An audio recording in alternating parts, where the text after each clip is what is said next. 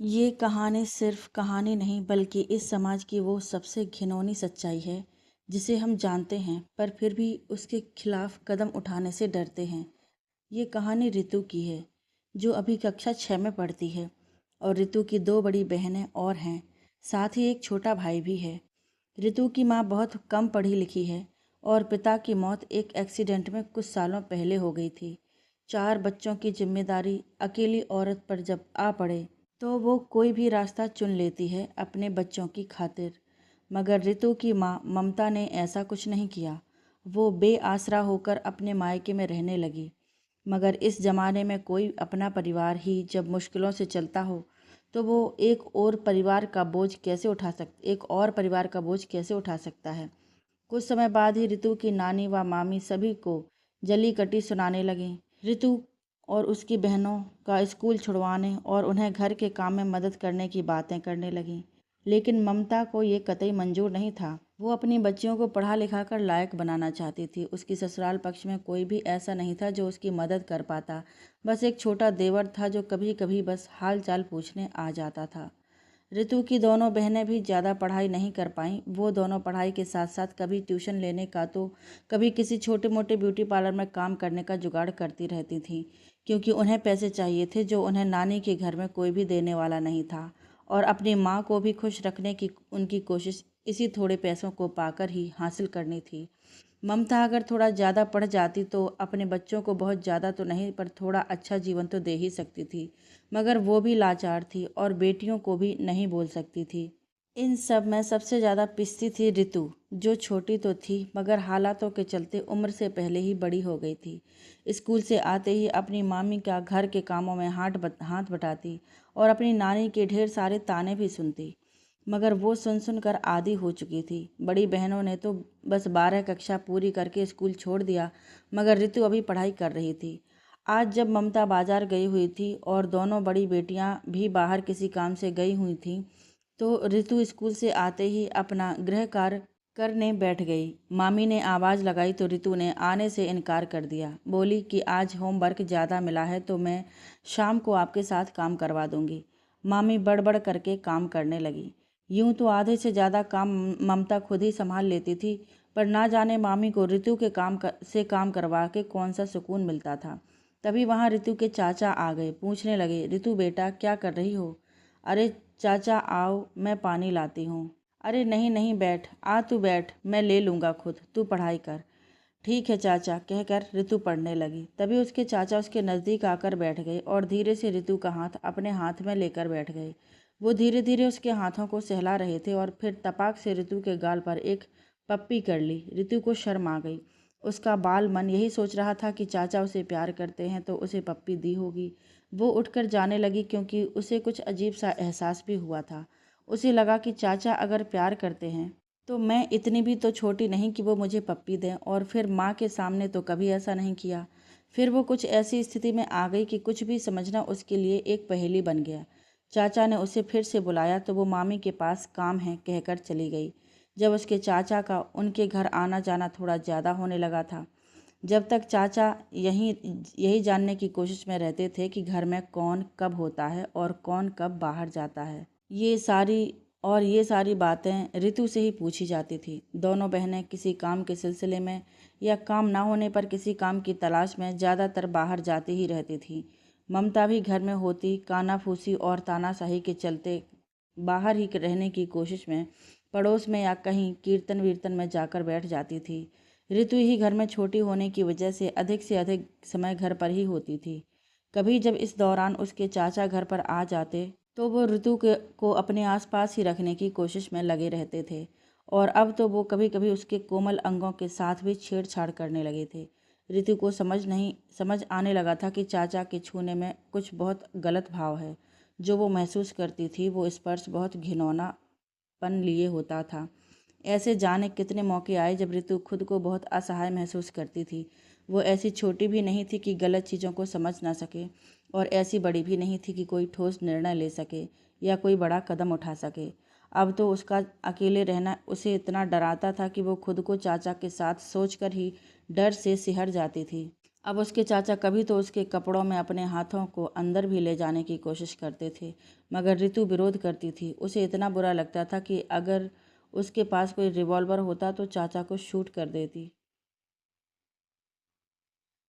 एक दिन जब बहुत ही दुखी सी गुमसुम होकर वो बैठी जाने क्या सोच रही थी कि उसकी खास सहेली पूजा ने उससे पूछ ही लिया, यार तू आजकल किस सोच में रहती है? ना तो हमारे साथ खेलने आती है, ना ही तू पढ़ने में ध्यान देती है। चक्कर क्या है? पूजा ने शरारत से यूं ही पूछा, पर रितु ये बोलकर टाल गई कि कुछ नहीं यार, सर में दर्द है बस। चल मेडिकल रूम चलते हैं, तेरे लिए दवा लाते हैं। ऐसा बोल पूजा रितु का हाथ पकड़कर उठाने लगी, पर रितु ने जाने से इनकार कर दिया। पूजा बोली, ठीक है मत जा, अगला पीरियड झांसी की रानी का है, पता है ना? हाँ पता है। ओके चल अब उठना। क्या पीरियड मिस करके पिटना है क्या? मुझे भी पिटवाएगी क्या? चल। दोनों कक्षा में चली गईं। ऐसा कितनी बार हुआ था कि पूजा जब भी रितु को उदास देखती थी तो पूछ लेती थी, मगर रितु बताती ही नहीं थी। एक दिन टॉयलेट के बहाने रितु क्लास से हटकर बैठी छुप कर रो रही थी, तो पूजा ने उसे देख लिया। अब तो पूजा उससे बहुत जिद करने लगी कि देख, अपनी दोस्त मानती है तो बता, वरना कभी मुझसे बात मत करियो, समझी? आखिर रितु ने मौका देखकर पूजा को अपने चाचा का सारा सच बता ही दिया और वादा भी लिया कि किसी को मत बताइयो। पूजा ने जब सुना तो उसके पैरों तले से जमीन खिसक गई। ओ माय गॉड, तेरे साथ इतना कुछ हो रहा है और तू है कि ऐसे चुपचाप से सब सहती जा रही है। किसी को घर में बताना भी जरूरी नहीं समझा? तू पागल है क्या? रितु ने कहा। नहीं यार, मैं नहीं बता सकती। घर के हालात तो तू जानती है ना। हमारा ना तो कोई घर है ना कोई अपना कहने को। जो घर था किराए का था और वो पापा की डेथ के बाद खाली करना पड़ा। अब हम लोग मामा मामी और नाना नानी के साथ रहते हैं। अगर किसी को कुछ बताया तो बात बहुत बिगड़ जाएगी। सब मम्मी को ही गलत बोलेंगे और क्या पता हमें अपने घर से ही निकाल दें। मैं किसी से कुछ नहीं कह सकती, समझी यार? वो रोने लगी। कभी कभी वो मन करता तो पूजा के घर भी चली जाती थी। वहाँ उसे अच्छा लगता था। पूजा की मम्मी भी उसे बहुत प्यार से अपने पास बुलाकर बातें करती थी। रितु को वहाँ अपनापन महसूस होता था। पूजा की मम्मी तो रितु की तारीफ भी पूजा से करती थी। कितनी प्यारी और सुंदर है ना रितु। और जब भी आती है तो ऐसा लगता ही नहीं है कि पराई है, बिल्कुल अपनी सी लगती है। पूजा माँ का समर्थन करके कहीं खो जाती थी। धीरे धीरे रितु अब बड़ी होती जा रही थी, शरीर से भी और मन से भी। मगर किसको उसके मन की पड़ी थी? उसके चाचा को तो उसका युवा होता शरीर ही दिखता था। वक्त के साथ साथ रितु के चाचा की हरकतों में भी बढ़ावा होता गया। पूजा और रितु 10वीं कक्षा में आ गई, मगर रितु अभी भी कुछ नहीं बदल पाई थी। हाँ, मगर अब वो विरोध ज़्यादा करने लगी थी और ना ही चाचा को कोई मौका देती थी अपने साथ अकेला होने का। वो सहते सहते अब कमज़ोर नहीं बल्कि सशक्त हो रही थी। घर के हालात भी कुछ सुधरने लगे थे। दोनों बहनों का अपना पार्लर भी हो गया था। एक दिन ममता की छोटी बहन उससे मिलने उसके घर पर आई। सभी बहुत खुश हुए, खासकर ममता। दोनों बहनों ने ढेर सारी बातें की, अपना अपना दुख सुख बांटा, सभी तरह की बातें हुईं। तभी ममता की बहन, जिसका नाम सुरभि था, ने कहा, दीदी कुछ पूछना था आपसे। हाँ बोलना। वो दीदी, अभी तो सब कुछ ठीक है, पर क्या सब कुछ बिल्कुल ठीक हो जाए तो क्या सही नहीं होगा? मतलब कि आप कब तक यहाँ अपने मायके में यूं पड़ी रहेंगी? आपका भी तो अपना कोई घर होना चाहिए ना। हाँ सुरभि, वो तो है, पर अभी इतना कुछ कैसे होगा? मुझे तो बेटियों की शादी की चिंता खाई जाती है। मकान की सोचूं कि बेटियों की फिक्र करूं। हाँ दीदी, वो तो ठीक है, मगर शादी होने और मकान बनाने में तो बहुत समय लग जाएगा। तो मैं कह रही थी कि हाँ बोलो बोलो सुरभि। दीदी आप बुरा ना मानो तो एक बात कहनी थी। अरे बुरा मान कैसा मानना, तुम बोलो तो सही। दीदी एक रिश्ता है, अगर आप चाहें तो मैं बात चलाऊं। रिश्ता? लेकिन अभी तो मैंने कोई तैयारी भी नहीं की बच्चों की शादी की, और फिर बच्चियां भी तो इतनी बड़ी नहीं हैं। सबकी उम्र 18 से 20 साल के बीच की ही है। अभी तो इन्हें और समझदार होने दो। जानती हूँ कि बड़ी बेटी बड़ी हो गई है, शादी लायक, मगर कोई रिश्ता मिला भी तो वो लोग जाने क्या डिमांड कर दें। मुझे तो कुछ समझ नहीं आता। उफ दीदी, पूरी बात तो सुनो पहले। क्या? बोल। दीदी मैं बेटियों की शादी की नहीं, आपकी शादी की बात कर रही हूँ। क्या? हाँ दीदी प्लीज़ बुरा मत मानो और मेरी बात ध्यान से सुनो। जीजा जी अब दुनिया से गए तो क्या रखा उन्होंने आपके लिए? और क्या आपको संभालने वाला कोई आपको नहीं चाहिए? जब बेटियों की शादी हो जाएगी तो आपका अकेलापन आपको काटने को दौड़ेगा। उस समय कौन होगा आपके पास? बेटा अभी छोटा है, बेटियां पराई हो जाएंगी तो कैसे पालोगी बेटे को? तो तुम तो इतनी भी नहीं पढ़ी लिखी कि कोई नौकरी ही कर लो, और फिर आपकी इतनी उम्र भी नहीं हुई है कि आपको सोचना पड़े। वैसे भी आपकी शादी छोटी उम्र में हुई थी, तो आपके बच्चे भी सबको बड़े बड़े ही दिखते हैं, उन्हें आपकी उम्र नहीं दिखती। पर आपको अब अपने बारे में सोचना है। एक सज्जन हैं जिन्हें मैं जानती हूँ, अकेले हैं और कोई साथी चाहते हैं। वैसे तो वो ऑटो चलाते हैं, पर अच्छा कमा लेते हैं। आपको खुश रखेंगे, बेटियों की शादी भी हो जाएगी और आपको अपना घर भी मिल जाएगा। आप लोगों के सर पर अपनी छत तो होगी। दीदी मना मत करो प्लीज़, ज़रा अच्छे से सोचो, फिर मुझे जल्दी ही जवाब भी देना, ओके। पर सुरभि, लोग क्या कहेंगे? कौन लोग? वो लोग जो आपको पूछने तक ना आए कि आप जिंदा हैं या मर गईं। आपकी वो ससुराल जिनका फ़र्ज था आपको सहारा देना, वो तक नहीं आए आपको पूछने। अब कौन से लोगों की परवाह है आपको?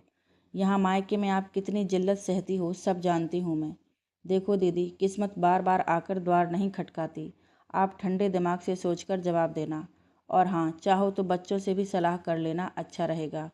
समझदार बच्चे हैं, वो भी अपनी राय दें तो ज़्यादा ठीक होगा। दीदी, अच्छा दीदी, मैं चलती हूँ। हाँ जल्दी। और मुस्कुराते हुए सुरभि विदा ले लेती है। सुरभि की बातें ममता के मन मस्तिष्क पर असर डाल रही थीं। उसने सोचा, अच्छी सी घड़ी देखकर बच्चों से एक बार बात करके देखती हूँ, लेकिन अगर बच्चे नहीं माने तो? फिर उसने 2 दिन बाद सुरभि से फ़ोन पर बात का मन बनाया। 2 दिन कश्मकश में निकल गए। बच्चों से बात करने की हिम्मत ही नहीं हुई। ममता ने सुरभि को फ़ोन किया। हेलो। हाँ सुरभि, मुझे तुमसे कुछ कहना है। बोलो ना दीदी, क्या बात है? क्या फ़ैसला लिया आपने? क्या बच्चे राज़ी हो गए? अरे बाबा रुको तो, एक ही बार में सारे सवाल कर लोगी क्या? अच्छा कहो, आप क्या कहना था? वो सुरभि, अगर मैं उनसे खुद मिलकर बात करना चाहूँ तो क्या वो मान जाएंगे? ममता ने कुछ धीमे स्वर में कहा। हाँ हाँ, क्यों नहीं, बोलो कब मिलना है? और उनका नाम संजीव है। हाँ हाँ हाँ। अच्छा ठीक है ना, मैं कल आती हूँ, और तुम पूछ कर बता देना कि कहाँ मिल सकते हैं। अरे दीदी, आप ही क्यों नहीं पूछ लेती उनसे? मैं आपको नंबर देती हूँ उनका। और हंसते हुए सुरभि ने ममता को संजीव का फ़ोन नंबर दे दिया। 1 सप्ताह बाद ममता ने सभी बच्चों को अपने पास बैठाकर बात करने के लिए इकट्ठा किया और थोड़ी देर झिझकने के बाद अपनी बात उनके सामने रख दी। सभी अबाक रह गए और एक दूसरे का मुंह ताकने लगे। बड़ी बेटियां तो समझदार थीं, उन्होंने कोई विरोध नहीं किया, लेकिन ऋतु को एक अनजाना सा भय डरा रहा था। ऋतु ने ऐसे पिताओं के बारे में बहुत सुन रखा था जो अपनी सौतेली बेटियों को सगी बेटी न समझकर उन्हें किसी भी तरह से परेशान करने से चूकते नहीं थे, और उन सभी में ऐसा भी कुछ होता था जैसा उसके चाचा उसके साथ करने की कोशिश करते थे। वो अंदर ही अंदर बहुत डर गई थी, मगर कुछ बोला नहीं। बिना कोई प्रतिक्रिया दिए वो अलग जाकर बैठ गई। माँ को उसका ऐसा करना अजीब लगा, लेकिन वो ये सोचकर रह गई कि शायद अभी इतना बड़ा फैसला लिया है तो ऋतु शायद असमंजस में है। एक तरह से ममता को एक मूक स्वीकृति मिल गई थी। आज अचानक से ऋतु के चाचा आ गए थे, और ऋतु स्कूल से आई ही थी कि चाचा को देख ठिठक गई, मगर बिना कुछ बोले अंदर वाले कमरे में चली गई। ममता ने जोर से आवाज़ देकर ऋतु से कहा, ऋतु, चाचा के लिए चाय तो बनाओ बेटा। और ये क्या, तुम बिल्कुल ही तमीज़ भूल गई हो? चाचा से नमस्ते नहीं की, कुछ नहीं, और बस सीधे अंदर चली गई। चलो बाहर आकर बैठो। ऋतु गुस्से में तमतमाती हुई बाहर आई और रसोई घर में जाकर चाय चढ़ा दी। कुछ देर बाद ऋतु के चाचा ने ममता से कहा कि भाभी, आप मेरे साथ चलकर रहिए ना। यहाँ रहती हैं तो अच्छा नहीं लगता। आपका भी तो घर है वो। आप बच्चों को लेकर आ सकती हैं जब आपका मन चाहे। उस घर के दरवाजे आपके लिए हमेशा खुले रहेंगे। ममता देवर की बात सुनकर हैरान हो गई, और उससे ज़्यादा हैरान तो ऋतु हुई जो रसोई में चाय बनाते हुए ये सारी बातें सुन रही थी। वो झट से बाहर आई और बोली, क्यों, क्या पहले आपको नहीं दिखा कि हम लोग पापा के जाने के बाद कहाँ जाएंगे? अब जैसे भी हैं हम लोग यहीं ठीक हैं। आपको कोई ज़रूरत नहीं है हमारी फ़िक्र करने की।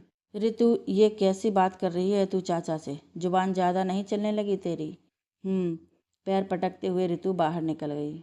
ऋतु के चाचा के मान मनुहार के बाद ममता सोच में पड़ गई कि आखिर क्या किया जाए। एक तरफ तो सुरभि का प्रस्ताव और एक तरफ ये ससुराल से आया बुलावा। तो करे क्या? उसने सोचकर फैसला ये लिया कि ससुराल जाना ही ठीक रहेगा, और सबकी राय मशवरा भी ले ली तो ज़्यादातर लोगों ने भी यही सुझाव दिया कि ससुराल जाना ही बेहतर होगा। मगर ऋतु को लगता था कि चाचा का हम लोगों को घर पर बुलाना जरूर इनकी कोई धूर्त चाल का ही हिस्सा है। वो बार बार घर जाने का विरोध करती रही, मगर उसकी कौन सुनता। वो लोग आखिर आ ही गए अपने घर, वो घर जहाँ से वे तब निकले थे जब ममता और उसके पति की शादी करके आए थे और किसी ने उन्हें स्वीकार नहीं किया था, क्योंकि ममता और सुधीर, ऋतु के पिता, का विवाह एक प्रेम विवाह था। ममता तो बहुत चाहती थी कि वो अपने ससुराल में ही रहे, मगर ये सपना तब पूरा ना हो पाया था। आज चाहे जैसे हालात हों, ममता ससुराल आ ही गई थी। खुश तो आज भी कोई नहीं था उनसे, लेकिन ऋतु के चाचा आगे से आगे सभी सुविधाओं का ध्यान रखते हुए ममता को शिकायत का कोई मौका नहीं दे रहा था, और हुआ वही जिसका डर था। ऋतु के चाचा ऋतु को और ज़्यादा परेशान करने की कोशिश करने लगे। जब भी ऋतु अकेली होती वो उससे बदतमीजी करने से बाज नहीं आते। कई बार तो ऋतु ने ऐसी चिकोटी भी उसके काटी कि वो तिलमिलाकर रह गया।